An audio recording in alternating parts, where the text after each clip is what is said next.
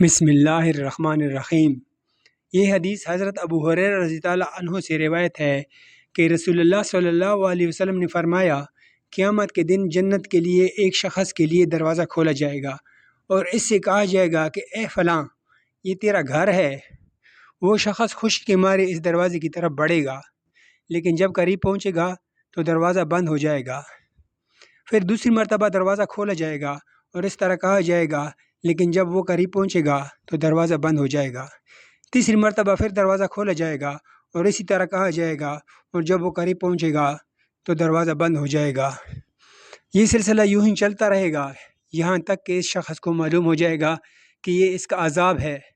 یہ حدیث ان لوگوں کے بارے میں ہے جو نیک اعمال کیے بغیر جنت میں داخل ہونے کی امید رکھتے ہیں، یا جو دنیا میں اللہ کے احکام کی نافرمانی کرتے رہے اور توبہ نہیں کی۔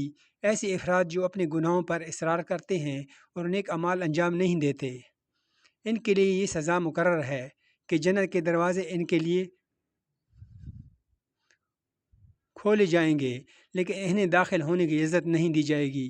یہ حدیث ہمیں متنبہ کرتی ہے کہ صرف زبانی دعوے یا امیدیں کافی نہیں ہیں، بلکہ ہمیں اپنی ایمان کی تصدیق نیک اعمال اور اللہ کے احکامات کی پیروی کے ذریعے کرنی چاہیے۔